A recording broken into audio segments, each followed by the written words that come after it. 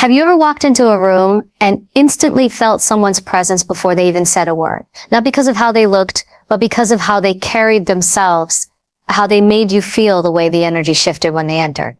That's not luck. That's not just good genes or a great outfit. That's power, real magnetic, undeniable power.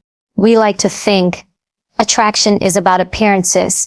But let me ask you something. Have you ever met someone who looked the part, sharp, polished, but the moment they spoke, the illusion shattered? On the flip side, you've also met people who aren't conventionally attractive, but you can't stop thinking about them. You remember their voice, their calm, their presence, their focus. That's not chemistry. That's not a vibe. That's skill. And skills can be built, cultivated, sharpened. Today I'm going to share 5 habits that will make you more attractive. Not in a fake it till you make it way. Not in the surface level dating app kind of attractive. I'm talking about the kind of attraction that lasts, rooted in your presence, your behavior, your psychology. These habits will change the way people see you. But more importantly, they'll change the way you see yourself. So if you're ready to stop chasing attention and start commanding it, well, keep listening. Because everything you thought made someone attractive, it's only the beginning. We live in a world that constantly tries to provoke us. From the moment we wake up, notifications, traffic, pressure, opinions, noise, it's all designed to pull us out of ourselves. And yet the people we find most attractive, the ones we trust, follow, and gravitate toward, they're the ones who stay grounded when the world shakes. They are not reactive. They don't operate on impulse. They operate on choice. That's what emotional control is. It's not about becoming a robot. It's not about suppressing your emotions or pretending not to care. Emotional control is the ability to own your inner state so that no one else does. Because the truth is, if you can be provoked, you can be manipulated. If someone else's words, energy, or actions can control how you think, feel, or behave, then you've handed your power away. Quietly, slowly, completely. So let's flip the script. Emotional control means you understand your triggers intimately. You know what rattles you, what provokes you, what threatens you. And instead of avoiding those things, you train for them like a warrior, like a strategist. Because you know life will test you not once, but every single day. And when those tests come, when someone cuts you off in traffic, when your boss talks down to you, when someone disrespects you, you don't flinch, you don't explode, you don't chase them down with your ego. You pause, you assess, and you respond. That pause, that millisecond of space between emotion and action, that's where your strength lives. That's where attraction begins. Let me tell you something about calm people. They're not calm because life is easy for them. They're calm because they've done the work. They've felt rage, heartbreak, disrespect, fear, and they've learned to hold it, observe it, manage it. That kind of control is magnetic. You feel it in a conversation, in a negotiation, on a date. People don't always realize it consciously, but when someone speaks with emotional control, we trust them more. We open up more. We want to be around them. Why? Because they feel safe, grounded, unshakable. Think about how rare that is in today's world. How often do you see people snapping on social media, arguing in public, letting small frustrations turn into emotional explosions? That's the norm. So when someone shows up with grace under pressure, with calm in chaos, it's unforgettable. Now here's something most people don't realize. You don't just practice emotional control in high-stress situations. You build it when things are quiet. It starts with how you handle minor discomforts, like when your coffee order is wrong, when someone talks over you, when your opinion is challenged. Do you get defensive, passive-aggressive? Do you shrink, or do you stay grounded? Observe your impulse and respond with intention. One of the best things you can do to train this is start paying attention to your breath. Your breathing is the remote control to your nervous system. Shallow, fast breathing keeps you in a reactive state. Slow, deep breathing tells your brain, we're safe. You want to change how you respond to stress? Start with your breath. Every single day, 3 deep breaths before you respond to a text. A few deep inhales when you feel triggered in a conversation. It sounds simple, but simple is powerful. If you're consistent, another key practice, learn to sit with your emotions without needing to act on them right away. You feel anger? Good. Feel it. Don't push it down, but don't feed it either. Ask yourself, where is this coming from? What story am I telling myself right now? Because often it's not the situation that causes the emotion, it's the meaning we attach to it. Emotional control gives you the power to rewrite that meaning. That's liberation. And yes, this takes work. You don't become emotionally resilient by accident. You have to train your inner world with the same commitment. You train your body or your career. You learn to observe your internal weather without being swept away by the storm. Let me be clear. You're still going to feel things. You're still going to get angry, hurt, disappointed. Emotional control doesn't eliminate the emotion. It refines your relationship with it. You go from being owned by your feelings to being in charge of them. And that level of control, it radiates. You walk differently. You speak differently. You stop trying to prove yourself. You become someone others look to in moments of pressure. You become the eye of the storm, the calm center everyone gravitates toward. People find it attractive, not because it's loud or flashy, but because it's rare. It's the kind of presence that makes others feel like they're in the company of someone who's not just surviving this world, but mastering it. And when you live in a way that your presence speaks louder than your words, when your calm becomes your power, when people realize they can't pull you into chaos, that's when you become magnetic. That's when people lean in, listen more closely, and remember you long after the room has cleared. You don't have to chase attention when you master emotional control. Attention finds you. There's something deeply magnetic about someone who speaks and immediately captures a room. Not because they're loud, not because they dominate, but because every word feels intentional. There's weight behind what they say. You lean in, not because they're yelling, but because they don't need to. Intent and confidence in speech is not about having the perfect vocabulary. It's not about talking the most or always knowing what to say. It's about precision. It's about alignment. It's about the message behind the words, the energy behind the voice, and the conviction behind the delivery. We've all encountered people who talk a lot, but say very little. They fill silence with noise. They chase approval with every word. They speak not to communicate, but to be liked. And you can feel it. It's exhausting. On the flip side, think about the people you've truly respected. The ones whose words stayed with you. Days after they were spoken, chances are they didn't talk just to fill space.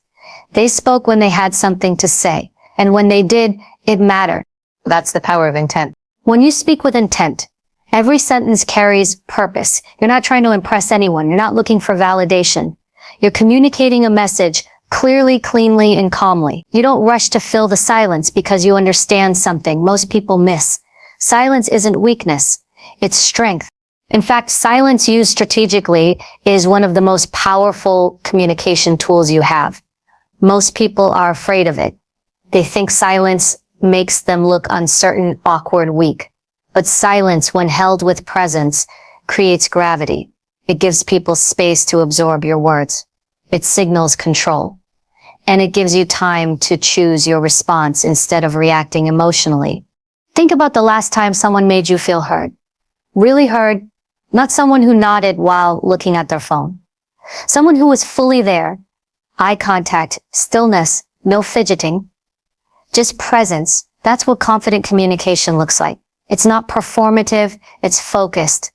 Confidence in speech isn't about volume, it's about conviction. People with true confidence don't need to convince others. They already believe in what they're saying. Their voice reflects that. It doesn't shake, it doesn't rush, it doesn't trail off looking for permission. It holds its ground. And that's something you can train. Start with your pace. Most people speak too quickly when they're nervous because they're subconsciously trying to get it over with before they're challenged or rejected. But confident communicators slow down.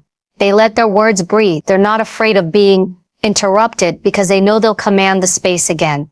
They're not afraid of disagreement because they're not speaking from ego.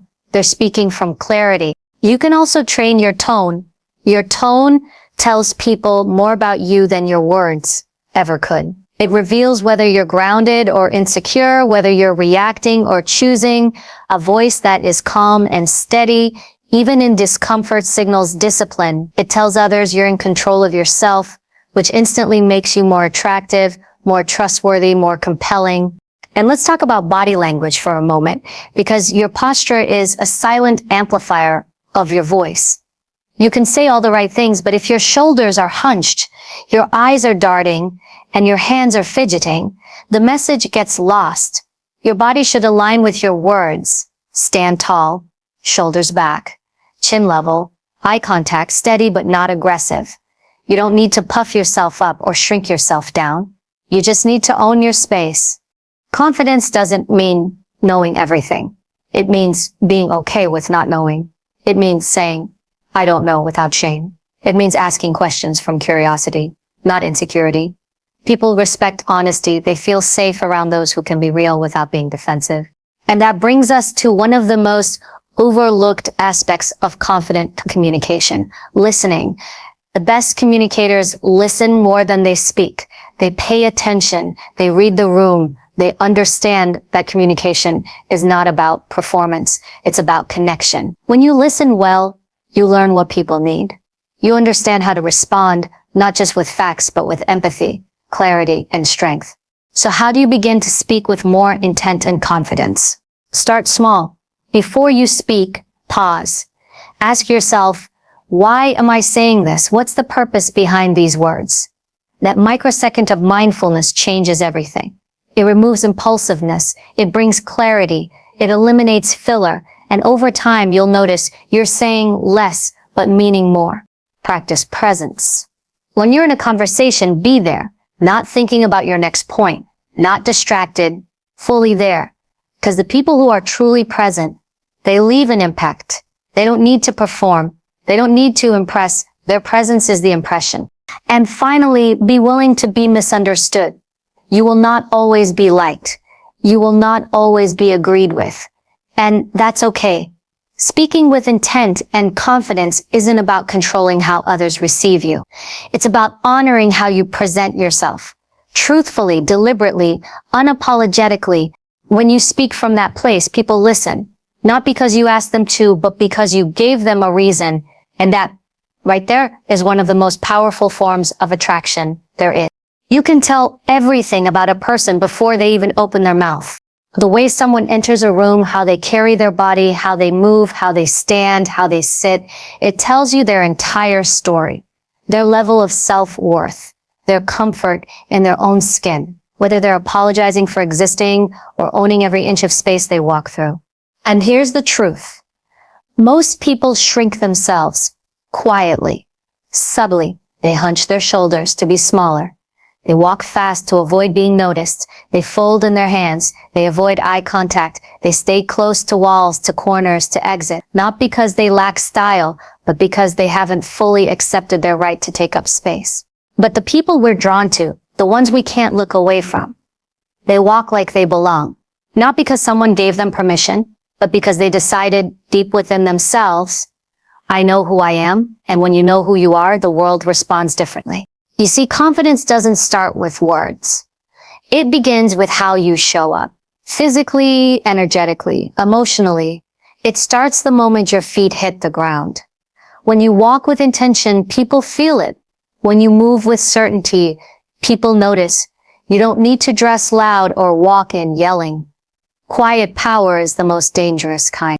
So let's talk about posture, because this is where presence begins. Most people slouch. Not because their muscles are weak, but because their sense of self is weak. When your mind is anxious, your body follows. But posture isn't just physical. It's psychological. Standing tall, lifting your chest, squaring your shoulders. Those are physical actions. Yes, but they create mental shifts. When you carry yourself with openness and strength, your brain registers that as safety, power, certainty. Think about a predator in the wild. A lion doesn't sprint into the savannah looking around nervously. It moves slowly, deliberately. It takes its time. It knows no one will challenge it. And that's exactly why no one does. You're not a lion, but the principle still applies. Fast, frantic movement tells people you're anxious, self-conscious, unsure. Slow, grounded movement says you know exactly where you're going and you're not in a rush to prove it. Walking like you know who you are doesn't mean arrogance. It doesn't mean swagger. It means alignment. It means your inner world matches your outer presence. When you walk into a room, you're not asking for approval. You're bringing your presence into the space. That's a completely different energy. Start paying attention to how you move when no one's watching. Do you rush through hallways? Avoid making eye contact. Walk with your head down. These little habits condition your nervous system to stay small. But when you walk with your head level, eyes forward, back straight, shoulders down, you signal to your entire body, I'm safe, I'm clear, I belong here. And let's talk about eye contact. It's one of the most disarming, powerful tools you have. Most people avoid it because they're afraid of being seen or of seeing others too deeply. But eye contact, when used intentionally, communicates trust, strength, and emotional presence. You don't need to stare anyone down. Just be there. Look at people when they speak. Let them know you see them. People crave to be seen, but they're even more impacted when they feel you're not afraid to be seen either. Your physical stillness is another quiet signal of power. You ever notice how confident people don't fidget? They don't bounce their legs, tap their fingers, or shift their weight every 5 seconds. Their bodies are calm, controlled, grounded, and that's because their inner world is too. You want to know who's in control of a room? Look for the person who moves the least. That's the person who isn't reacting, who doesn't need to prove, who's already decided. And yet, walking like you know who you are isn't just about presence. It's also about direction. Where are you walking? Why? What drives you forward? When you have purpose, it shows in the way you move, in the way you enter spaces, in how you exit them. There's no hesitation. There's no apology. There's no overthinking. You're not chasing anything. You're not performing. You're simply living in alignment with your identity. And that's rare. Most people are walking question marks, constantly trying to figure out who they need to be accepted. But the most attractive people have already answered that question for themselves. They don't change their walk depending on who's watching. They don't need to become someone else to be liked. They've built themselves from the inside out. And you feel it in every step. That's what makes someone unforgettable. Not their beauty, not their clothes, but the way they carry themselves when no one's applauding, the way they move through the world like they're not auditioning, but already chosen. And you don't get that by faking it. You get it by doing the work, by healing what makes you shrink, by clarifying who you are and what you stand for, by practicing stillness, by owning your space, by choosing to walk like someone who matters, because you do. So the next time you walk into a room, don't just think about how you look. Ask yourself, how do I want people to feel in my presence? What does my body say before I speak? What energy do I bring with me? Because people may not remember every word you say, but they will remember how you carried yourself when you said it. When you walk like you know who you are, you don't just show up differently. You invite the world to meet you at that same level. And that changes everything. There's something incredibly rare and deeply attractive about someone who makes you feel like the only person in the room. Not because they flatter you, not because they're charming in a rehearsed way, but because they're genuinely curious. They're not waiting to speak. They're not scanning the room for someone more interesting. They're here with you, fully, listening, not to respond, but to understand. We often think that in order to be attractive, we have to impress people. We think we need to tell better stories, be more interesting, talk more, show off our accomplishments. But what truly draws people in is the exact opposite. It's not about being interesting. It's about being interested. When you are genuinely curious about others, you make them feel seen, not looked at seen. There's a difference. Most people walk through the world invisible, not because they're hiding, but because no one really notices them. They speak and no one listens. They share something personal and it barely registers. We live in a culture of constant distraction. So when someone stops, tunes in and pays attention, really pays attention, it feels like a gift. But this kind of curiosity can't be faked. You can't pretend to care just to win someone over. People pick up on that. They may not be able to name it, but they'll feel the difference. True curiosity comes from presence. It comes from confidence. It comes from the quiet belief that I don't need to perform for you and you don't need to perform for me. We can just be here together as we are. That kind of energy is powerful. Because it lowers people's defenses. It creates safety. And safety is where connection lives. The people who leave the deepest impression are the ones who ask thoughtful questions and actually listen to the answers. They're the ones who follow up, who notice the details, who remember what you said last week and bring it up not to prove a point, but because they were actually listening. When you shift your focus away from how do I look to how can I understand this person better, everything changes. People feel it. They soften around you. They open up. And in return, they become more drawn to you because most of the world doesn't give them that. And here's what's ironic. The more curious you are about others, the more interesting you become. Why? Because you ask the questions no one else asks. You notice what others miss. You give people space to be real. And in doing so, you build a reputation, not just as someone who's attractive, but someone who's unforgettable. That's charisma. And it's not loud, it's not performative, it's quiet, focused, intentional. It lives in the small moments that tell me more about that, the eye contact that doesn't drift, the silence you hold while someone finds the words they didn't even know they needed to say. You want to stand out in a world full of noise? Don't be louder. Be more attentive. Here's where most people get it wrong. They think listening is just about being quiet while someone else talks. But real listening is active. It's engagement. It's reading body language. It's catching shifts in tone. It's being aware when someone's words don't match their energy and then gently inviting them to go deeper.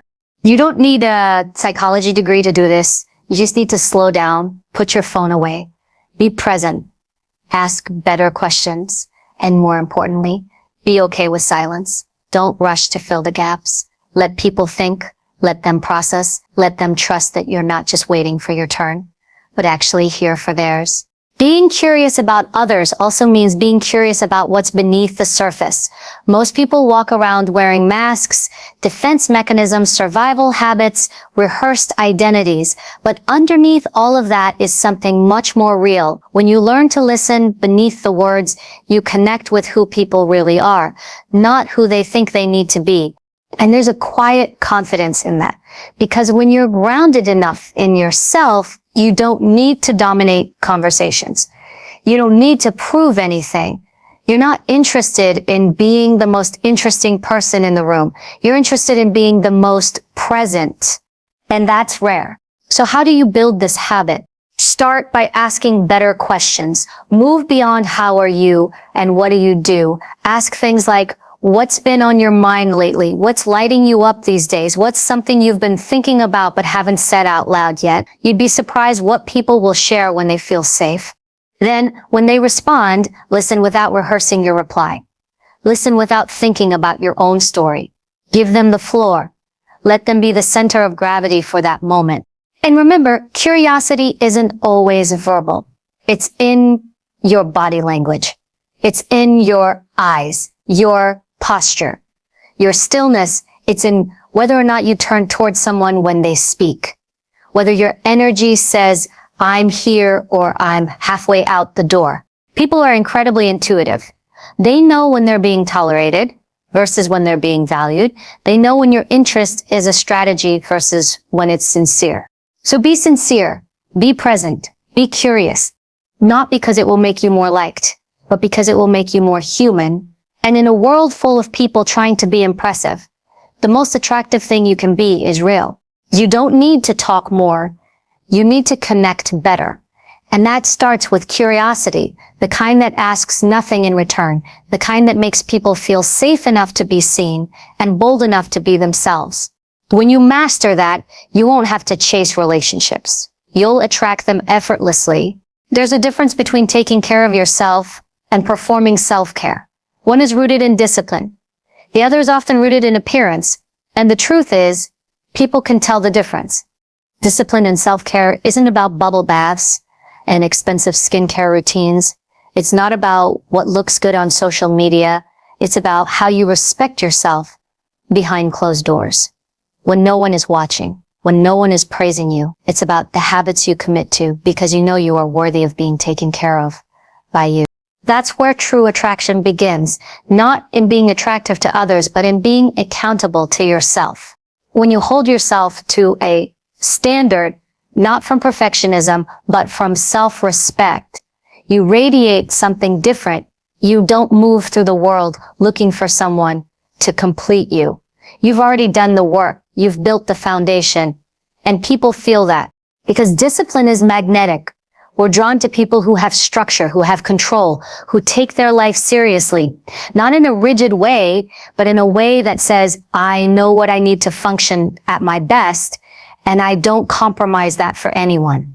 This isn't about aesthetics. It's about integrity. You sleep enough because your mind needs rest to operate clearly.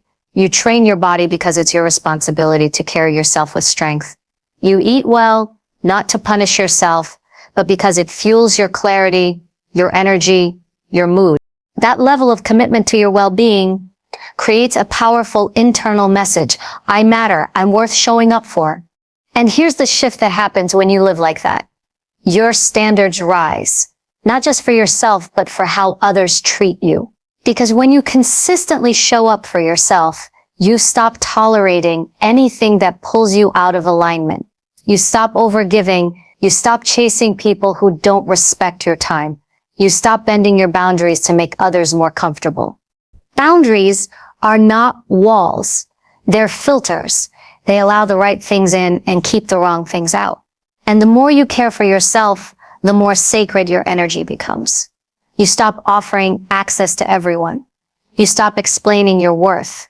You stop negotiating your peace. People who live with strong boundaries are deeply attractive, not because they're cold or unapproachable, but because they are clear. You know where you stand with them. You know they won't say yes just to avoid conflict. You know they value their time, their energy, their emotional bandwidth, and that makes you value it too. This kind of energy isn't loud. It doesn't need to be. It's grounded. It's steady. It doesn't fluctuate based on other people's opinions. It doesn't beg for validation. It doesn't need applause. When you have discipline in how you care for yourself, it leaks into every part of your life. You show up to conversations with more patience because you're not constantly burnt out. You make better decisions because you're not operating from survival mode. You attract healthier people because you are healthier inside and out. And here's the uncomfortable truth. Discipline is hard. It's not glamorous. It's not always fun. It's waking up early when no one's making you. It's saying no to things that feel good in the moment, but drain you long term. It's staying committed to your vision, even when you feel tired, alone, or unseen. But over time, that discipline builds something irreplaceable, self-trust. When you can trust yourself, when you know you'll do what you said you would do, regardless of your mood, your entire relationship with yourself shifts. And so does the way people experience you. Because most people live in chaos. They live in reactivity. They break promises to themselves every day. So when they meet someone who is calm, structured, reliable, self-respecting, it feels like a breath of fresh air. It's rare. It's grounding. It's magnetic. That's the kind of attraction that doesn't fade because it's not built on performance. It's built on practice. So ask yourself, what are the non-negotiables in your life right now? What routines do you have in place to protect your peace?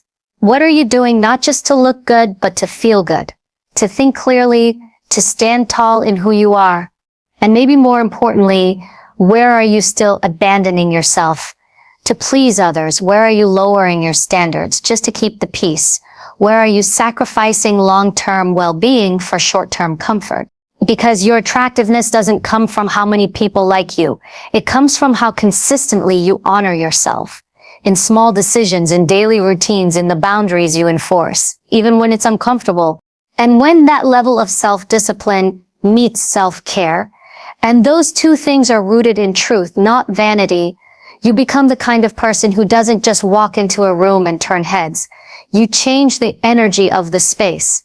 You don't owe anyone access to you. You don't owe anyone an explanation for your boundaries, and you certainly don't owe anyone your peace just to be seen as agreeable Take care of yourself like someone whose life matters. Protect your time like someone with purpose. Move through the world like someone who's already chosen themselves. Because once you do, you stop looking for attraction and start embodying it. You don't become more attractive by accident.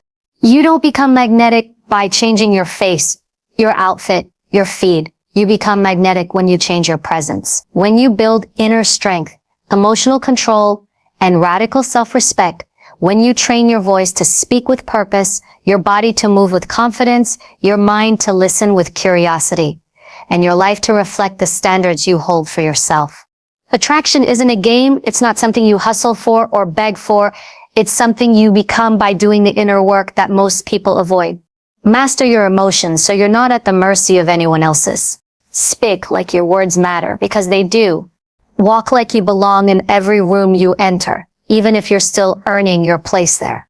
Stay curious, because connection is born from attention, not performance. And take care of yourself like your future depends on it, because it does. You don't need to chase anyone. You don't need to compete. You just need to become the kind of person who is so grounded in who they are, so intentional in how they live, that people can feel your presence before you ever speak. That kind of power isn't loud. It doesn't beg. It doesn't explain. It just is. And when you embody that, when you choose that version of yourself every single day, you stop asking, am I attractive? And start asking, does this align with who I've become? That's the shift. And once you make it, everything else changes.